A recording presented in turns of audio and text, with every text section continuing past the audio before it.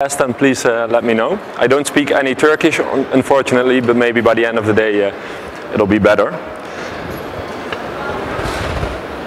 What I'm holding here is about 2.2 kilos of waste. This used to be waste that was put under the ground, worthless, actually putting pressure on the environment. But we decided to use this waste to make new building materials. I will pass them around a little bit later. What I will be talking to you about today is our company called StoneCycling. If you read the tagline, unique building materials from waste, you get a fairly good idea of what we're doing. And I will take you along the journey that we had the last 4 or 5 years from the idea to where we are at the moment. And if you have any questions, please raise your arm or raise your voice and let me know. It actually all started here. This is a photo. It should be a photo of a city in the Netherlands called Eindhoven. Probably it's a photo from the internet. But what was happening in 2011, my partner Tom van Soest, he was studying at the Design Academy in Eindhoven. For those who don't know this school, it's in Europe or in the world one of the top 10 design schools. And for his graduation project, which he started in 2010, he needed a topic. Now 2010, from 2008 onwards the economic crisis hit. Before that we were building a lot of buildings in the world, and by the time 2011 arrived, a lot of these buildings were empty. There were no new companies who wanted to rent office buildings. People could not afford to buy new houses anymore, so there were a lot of buildings that need to be demolished. Tom was playing with this idea and he was wondering, he was looking out of his bedroom window, he saw an empty building and he thought, what will happen to this building if they demolish it? Where is the material going to? And he started to play with this idea.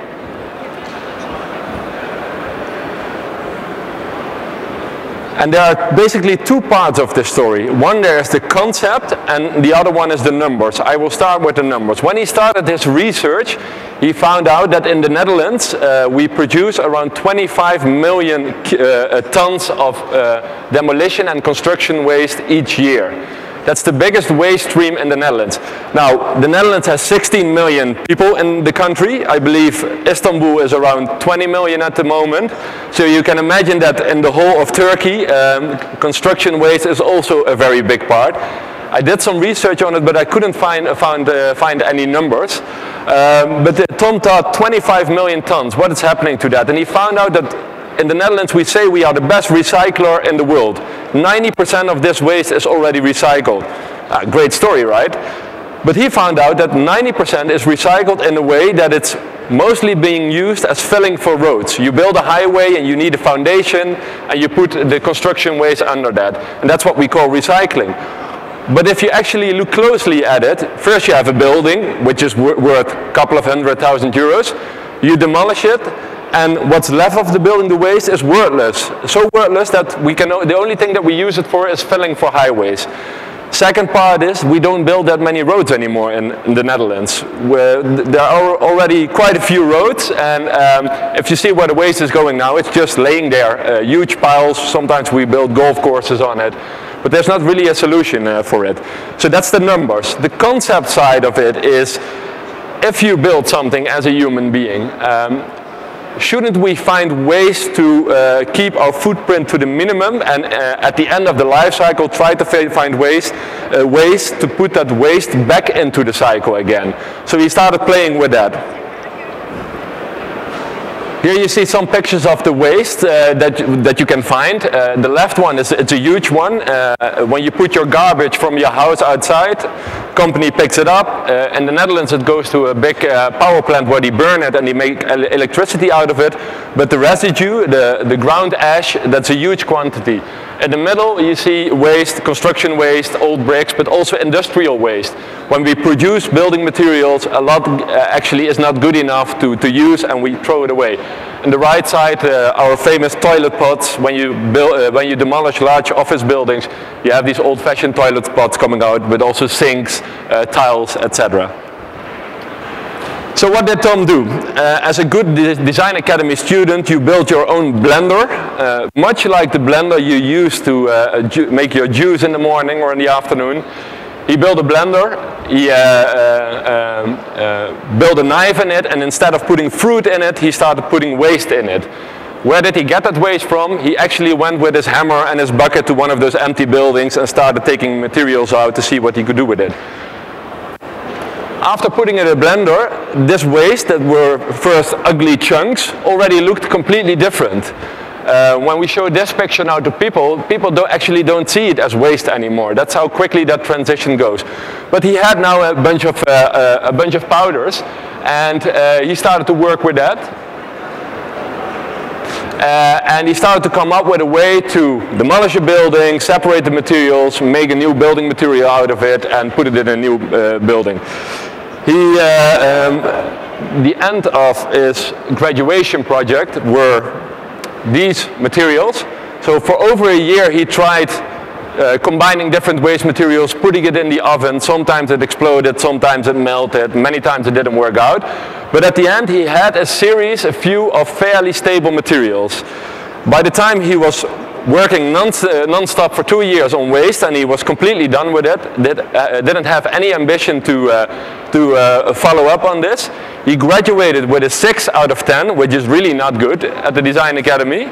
But when he presented it at the Design Week, the graduation show, all of a sudden architects came to him. This is 2012. Architects came to him, construction companies came to him, real estate developers came to him and said, well, this is interesting. It's 2012. This whole idea of circle economy was very vague. It was not a big topic yet. But those companies, they sensed this could be something. So, and that motivated him to work further on the project. But when he had those first materials, he contacted me. He said, Ward, we have to turn this into a business. What are we going to do? And I was thinking, who is going to buy a material? If I say to you, I sell a material, the first question you will ask is, what kind of material? What can I use it for? So we started thinking. We knew that 25 million tons of construction waste was produced every year, and we thought we need something symbolic, we need something big. So we started with the waste-based brick. That's a brick. Here you see Tom in his laboratory. This is what he's doing most of the days. He is playing around with different waste streams, creating new recipes. Some of the proofs that he made. So what we chose is, let's choose an ancient product. The brick has been used for over thousands of years. See if we can make it sexy again, and then give architects a way to use an old material in a new fashioned way, and to give construction companies innovative material, but not so innovative that they are afraid of using it. And that became the waste-based brick. Now it's 2017, and in the Netherlands, just recently, they closed something called the Grondstoffenakkoord, which means something like the waste materials agreement. And by 2023, they want to at least recycle 50% of all the waste that is being created in the Netherlands. This is 2017. We were doing this in 2012, and I believe we were a large part of actually pushing this movement further. If you want to make impact, there are 2 ways to do it. You can tell a nice story on a stage, and then hopefully you will all think about it and maybe change your consumer behavior in the future. The other way is to make a product that you can scale up to a very large number, and you actually turn a lot of waste around into new building materials and therefore clean up the world. And we realized if you have a blender and a small oven, you cannot make more than a couple of bricks a day, and a couple of bricks a day you cannot use to build a building. So we needed a factory. Tom was still practicing in his laboratory, and at the same time we ran into a company in the south of the Netherlands that has been making traditional bricks for 93 years, or 94 years. And another upside of the economic crisis, probably similar to the companies that present themselves here, is that at that time, 2012, market was really low. So a lot of these companies had machines standing there and not operating. So they had a lot of extra production capacity. This company said, well, come to our factory, you get a laboratory, and you can further develop the products and actually make it into a product that can be produced. So that's what we did, and after a year we had the first 3 bricks. You might wonder why it's called the salami, nougat, and the caramel. I will get to that later. People are very skeptic when it comes to building from waste. Is it strong enough? Is it not poisonous? Will it last also for 100 years or more? So what we thought is, if we create a product that looks very similar to everything that you can buy already in the market, then at least some of that skepticism we can take away. I walked around on the fair, and if I look at the facade materials, still predominantly you see these colors around. We went to architects, because architects have to actually pick our product, and we presented it, and they said, well, this story is really cool, and the story seems something that the world needs, but why on earth would you make a product that already exists? And by the way, the existing products are 4 times as cheap as the ones you make. To clarify, if you buy a red brick from an average production company, it's way cheaper than our red brick. So we thought it's interesting. And for us it was also difficult to reach a red color brick or a yellow color brick, because we are working with waste. And when you work with waste, you get different qualities than when you work with clay. So what we did is we went back to the drawing board. We thought we should actually, in our products, we should show the features of the product. So Tom was walking with this red brick, and all of a sudden it fell down and it broke in the middle, and we saw this texture. We showed it to a couple of architects, and they said, hey, this is really exciting. By the way, it looks like salami, but this is really exciting because it's a similar product, but a new aesthetic. So we started working with this, and we developed the salami. Then, because we didn't need to stay within the limits of a yellow red brick, we could all of a sudden develop the truffle. Here should have been the aubergine. It's not a white brick, but a purple brick, but the picture is not there. Here the aubergine is. This was an accident that came out of the process, and we really didn't understand how this could happen. Eventually, after a lot of research, we found that it's a reaction between some glass, what's in the brick, and iron, which is in another part of the waste material, and it kind of oxidates and it bleeds out, and you can almost get like a coral-like brick, which is very popular now for restaurants, etc. And where we are now, a whole range of different colors and texture. Before I continue, perhaps it's interesting to dive a little bit deeper into the kinds of waste we use at this moment. We first started with construction and demolition waste. That's an actual term. It's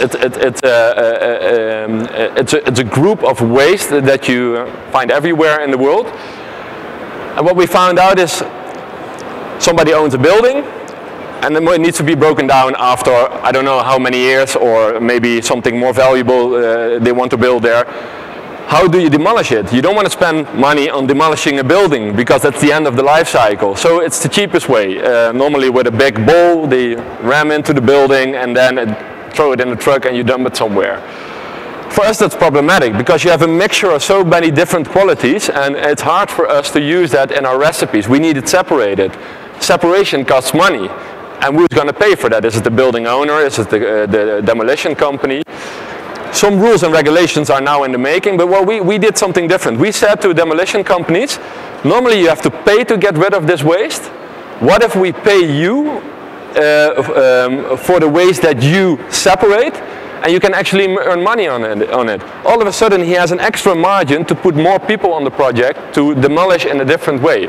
That's a process what we're doing now. We use old bricks. We use old tiles. The white dots that you see in the bricks are old toilet pots. A lot of big office buildings have endless number of these white toilet pots. They all throw them out. We crush them and we use them again.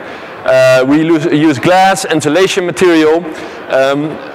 And at some point we became a little bit well known, and we got calls from waste companies. And one of the waste streams that we got a call for was When you eat and you have a glass jar, you cook, and the jar is empty, you throw it away. We throw it in a special glass container, it goes to a factory, and it all breaks.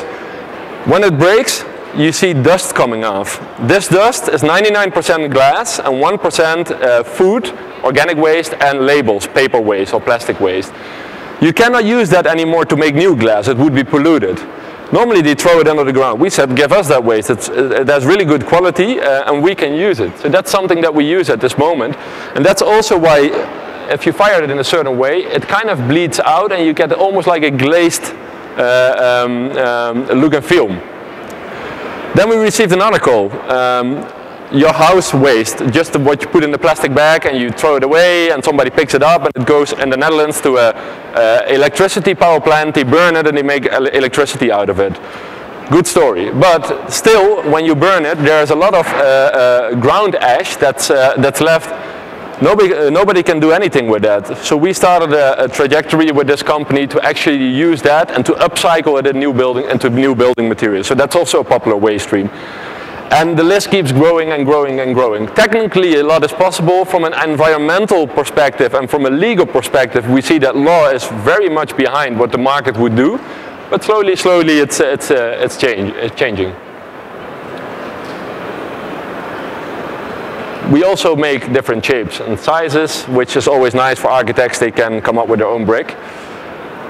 Some pictures of the various products combined. You see that waste has actually can create quite a rich feel.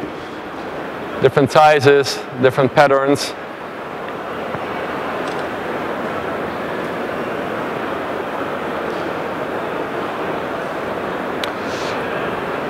So in this cycle, this happened. We separated. We created a new material. We hadn't built a building yet. Now, so you're looking for somebody who's going to build a building. That's a whole adventure in itself, because we thought if you have a professional real estate developer, they have shitloads of money, they must be able to take this risk to build with a new material. We tried and we spoke to many companies, but they've all found the risk too high. Which means that, let's say you use our bricks and it doesn't work out, you need to make a new facade which costs money. A large real estate company would be able to afford that, but they didn't want to take the risk. But we met this guy. His name is Ferry. He's an architect, and together with his girlfriend, they built a house in the center. They were going to build a house in the center of Rotterdam. There are two. It's a couple, architect couple, who were building their first house. If something would go wrong, they would have a serious problem. They could not cover the financials. But we found out that these two individuals found it so important that they say, let's do it. Let's pick our house and make it as the first house that we build. Later we learned that they were both working at another architectural firm, and as soon as their house was finished, they got so much media attention, they started their own firm, and now they have lots of assignments. But they were the first ones to say, let's go ahead. We were building within the city, so we could not use any too fancy colors like the aubergine. So we chose for the caramel, and what you can see here, this is the normal caramel, and this is what we call the caramel slice. So you take the front off the brick, you saw it off, and then you see the inside. This was the very first wall, exciting for us. From laboratory production to factory production, and last summer the house was actually finished. And the vertical lines you see here, that's all the caramel sliced. And the funny thing is, this house got in the media worldwide, and now every time they have Chinese people in front of the doors or tourists who are taking pictures, and especially with the caramel sliced versions, because you see the toilet pots in there, it makes a really nice story. But for us it was so important because it was the first proof that we could actually do this, that you could actually use waste, turn it into new building materials. We made an integrated house number. And at the very same time we were approached by the European Union, the EU presidency of the Netherlands last year, and they said, can you make a small pavilion? We said, yeah, that's fine. And at that moment, as you all know, in Europe there's a lot going on, but all the politicians were talking very technocratic language. So we thought, let's make the True Talker a small pavilion with a fire in the middle, and we invite the politicians to sit around the campfire and actually talk about the bigger dreams again instead of a technocratic language. And we did that, and it worked quite well, and it resulted in many interesting conversations. When we finished the first house, I was in contact with a journalist of The Guardian, the British newspaper, and she was interested in the story, and on a Saturday morning she published it, and it kind of exploded worldwide. Guardian, the Italian architecture magazine, the zine for architects, famous, and Zurich, France. This was the article. This is an article in the United States, a science blog, zine. This was actually a very early article here in Turkey. I don't know what it says, I hope it's positive. And one in Russia. And not only that, you might not recognize her, but this is our Queen Maxima. She came over during the Dutch Design Week to personally inspect our bricks. It's probably the first time that she ever held a brick, and probably the last time as well. Our prince came over. You don't see his head, but it's actually the prince. And the funny thing, and this was one of our biggest achievements, this is Tom, by the way, my partner, and this is his girlfriend. Remember that I said that he graduated with a 6 out of 10? Last year we got nominated for the Young Design Award in the Netherlands, which is amongst the prestigious awards in Europe. And we actually won, and one of his former teachers was also nominated, and she didn't win. So that was, for us, was a good moment to see, okay, we're on the right path, and people find this important. All this media attention led to inquiries from all over the world. At the moment, we're operating from the Netherlands, but we're getting inquiries from America, a lot from Scandinavia, the UK, Saudi Arabia, Dubai, Australia as well, but that's a bit too far. And people always ask us, but are you going to then produce bricks from waste, put them on a boat, and put them to America? Is that sustainable? It's not sustainable. We said we will do it for 1 year to get some things going on, but eventually the plan for next year is to work with factories in each country or in each part of the world. We are talking to factories in America, Australia, and Southern Europe, because then you can actually work with the waste over there. Why would you transport waste from Holland to another place if you have plenty of waste here? I did some research on the situation in Turkey.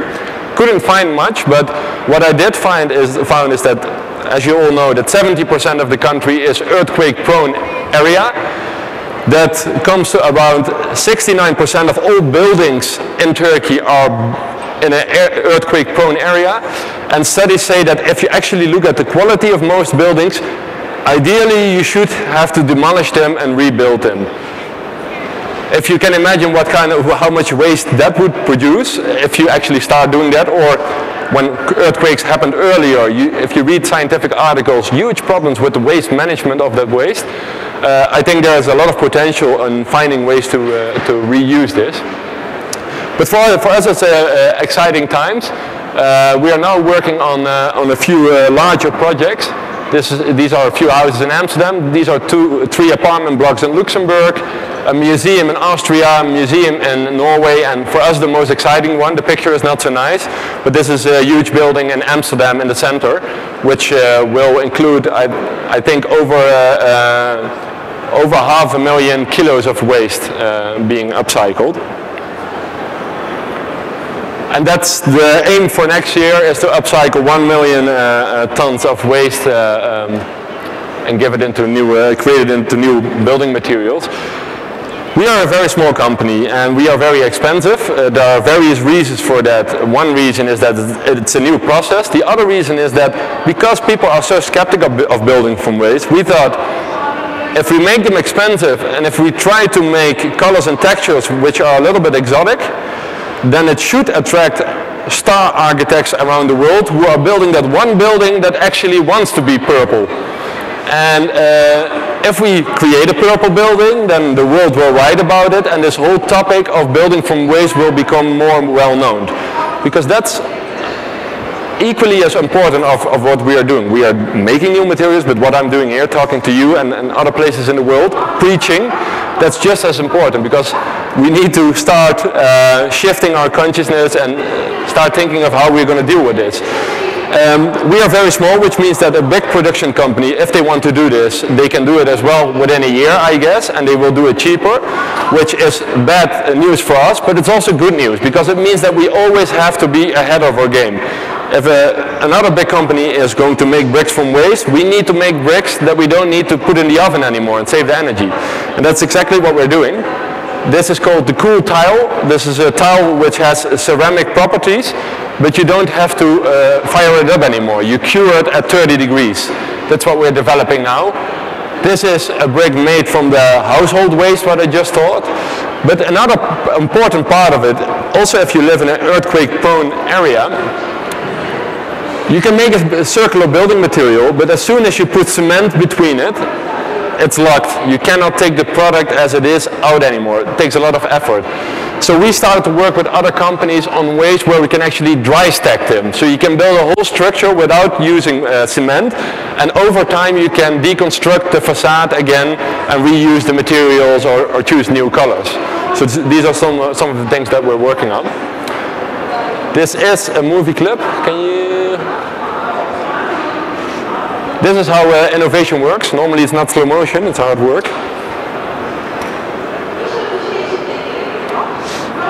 Every time when we make new products, this is actually me and Tom, because every time when we make new products, we start ourselves. We want to do it by hand and see how it feels, what it does. And we always look for different ways in showing what the material can do. This is a bar that we made in Antwerp, big pieces of waste, as you can see here. But we also work together with designers to make design objects, because if you buy a lamp or a table made from waste and you put it in your house and you get your family and friends over and you paid a lot of money for it, you will talk about it and you will say, by the way, this lamp is made from waste. And that's again a way to start this conversation and to start people thinking about it. A lamp that we made. And now we are further developing this for a very big international coffee chain, and they will use it in their interiors. This is in short my story about StoneCycling. Some of the products are here. Are there any specific questions you have at this moment?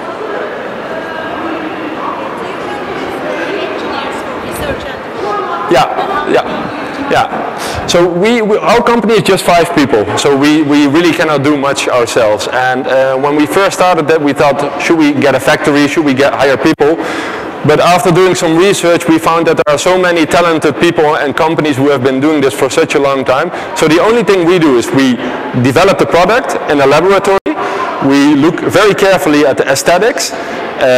Then we look for a production company who wants to further develop it with us, and we do the marketing and sales. So the whole middle part we don't do, and we use often the engineers from the production company, and we have our own German engineer, a good German guy who has a lot of knowledge about this. And it's all tested by an independent agency and has all the market guarantees you get normally.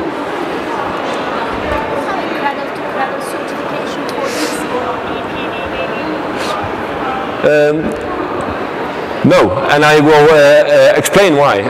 Cradle to cradle, especially in the Netherlands, cradle to cradle is quite big, but it's also really expensive. It's a commercial organization. I think one cradle to cradle certificate is 25,000 euros. If you create a lot of bricks, that's a lot of money, and we are a small company. And what we actually found out is that from a real estate developer's perspective, or from an architect's perspective, they never ask for it. How about EPD, Environmental Product Declaration? No? I don't know what you mean. EPD, Environmental EPD, Product Declaration. So our products do score on EPD or GPR we have in the Netherlands, or BREEAM or LEED. You get innovation point, you get recycling points, but you don't need to have that certificate for it. You have to submit a lot of information, and you do research, but you don't have to buy the certificate. Because if you do a cradle-to-cradle certificate, that's a commercial company who actually does that.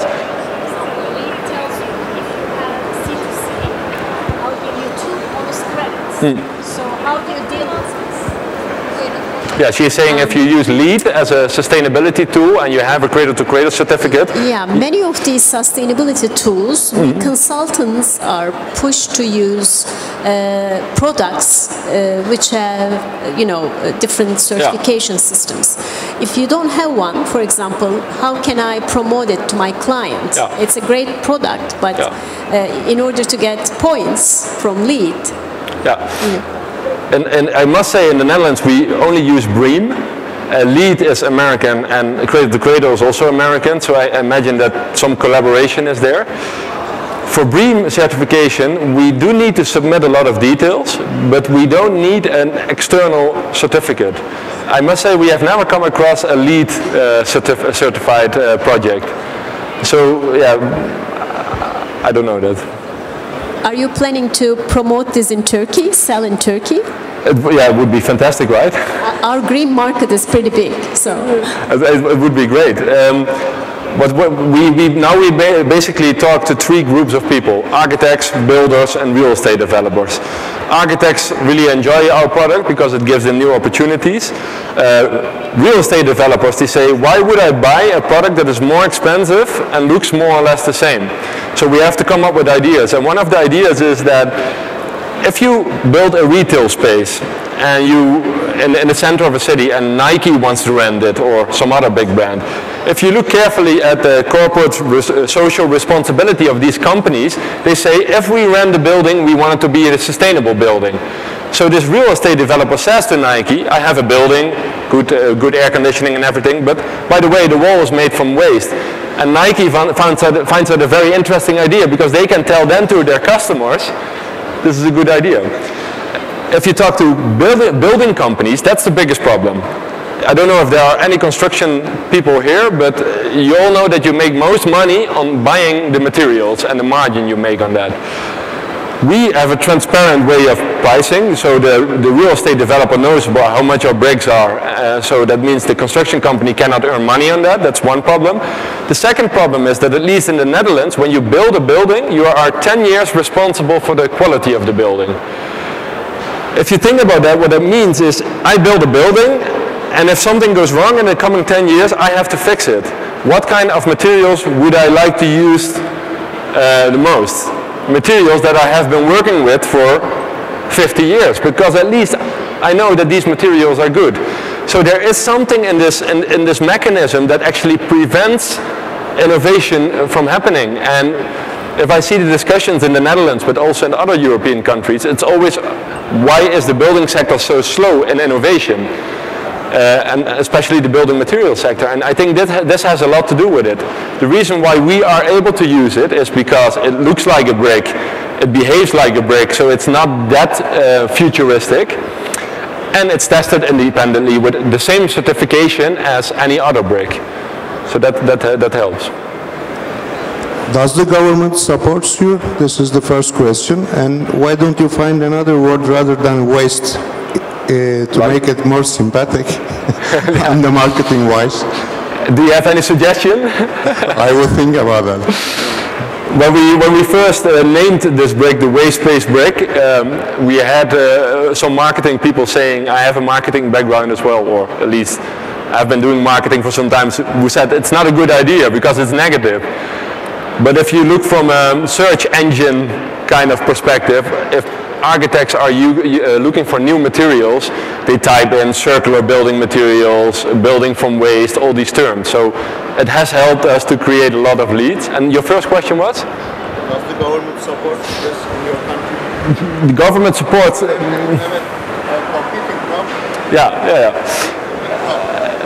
government supports it always in terms of talking. You can talk with the government endlessly, with the municipalities, with the provinces, and with the state government. There are more and more programs, funding, for instance, for these companies like us. It's difficult to find funding, so there are government funds that kind of loan you high-risk capital.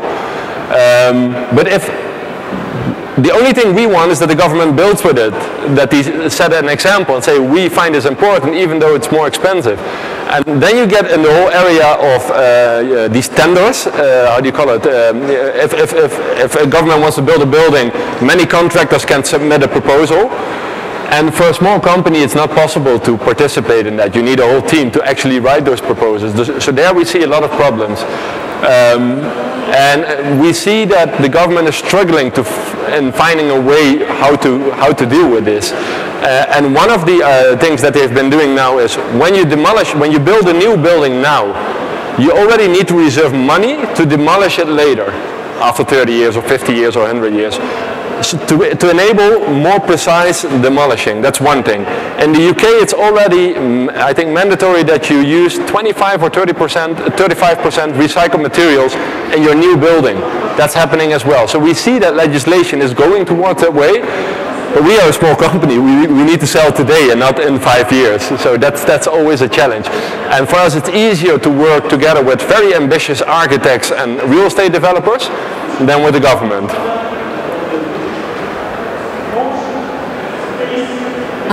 Mine is not a question, but a suggestion from the question the gentleman asked. Cradle to Cradle says waste is equal to food, and this can be your starting point for your motto. That's why we also call the bricks aubergine, truffle, wasabi, to also make it look a little bit more friendly. Yeah. But it's also a matter of, I think, at least what I can say in the Netherlands, that waste is sexy now, where waste used to be waste. If you now say we're doing something with waste, all of a sudden you're cool, you're part of the hip crowd. So I think this is slowly changing, and that's also why we try to make these, it's not working, we try to make these design materials, the lamps and the tables, because that's, again, an easier way to do it.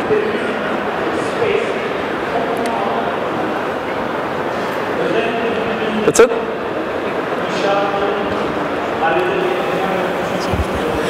Do you use the ash from organic waste in your blender? No. Yes and no. No, we don't use only organic waste. There is a whole world of bio-based materials, which I think is really interesting and truly has the future. So organic waste is mostly in the bio-based corner, but that still takes a long time to develop. What we do use is if when you throw your stuff in a garbage bag and you put it outside and that waste gets burned, including organic waste, the leftovers, we use that.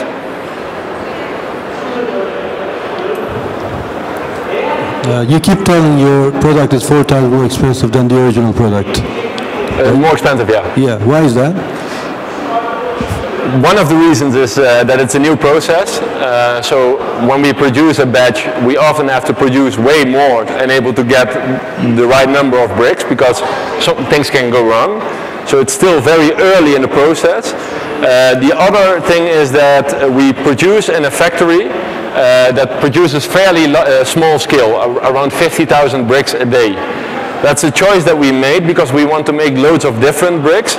In the future, when we shift to another factory that only makes high quantities, then the price will come down. But that also means that you are able to create less sexy bricks. So it's the market approach that we have, and we get inquiries from all over the world, a little bit too much to handle, and by making it expensive, we know that only the projects where people really want to use it will come true. Thank you. May I add something about that question? Could you give some clue for the ratio of the price? How much it costs? Yes. Yeah, I can. A normal brick in the Netherlands, I don't know how it is here, but a normal brick in the Netherlands is around 40 cents to 80 cents. For a normal red brick, a good quality brick. If you go to the most expensive factories in Denmark, you can go up to 7 euros per brick. We are around, for the most standard product, around €1.40 per brick. That is a lot more expensive, but if you build a house and you build a house worth 200,000 euros, then the actual price of the bricks combined is maybe in the cheap case, I don't know, 800 euros, and in the expensive case, 1,600 euros. The thing with bricks is, if you build a house and you get your cost calculation, you always start, it's always too expensive, you have to bring the price down, and you start searching for the easiest ways to do that. And if you have our brick and you replace it for a brick that is 3 times cheaper, it's an easy transition. You don't need to change the drawings. So that happens quite a lot. Okay, thank you. Not the bricks itself, but if you want to make a wall, a mortar is being used. Is it load bearing? Is it load bearing? Yeah, they are actually stronger than normal bricks. Are you using cement for a binder? No. It's a ceramic process. We put it into the oven, and depending on how the recipe is composed, it melts or it kind of attaches together, and we do that on a lower temperature than other factories. So we save energy by firing at a much lower temperature. But still, you do use some raw material. Yeah. A binder, a raw material. No. The binder is the combination of waste materials. Not convinced. You are most welcome to have a look in our factory, or see the products.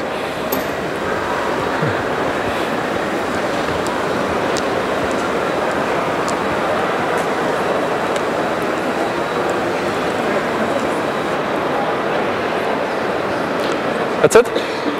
All right. Thank you. If you want to see, I have some more. If you want to have more information, we have some cards. So thank you for having me.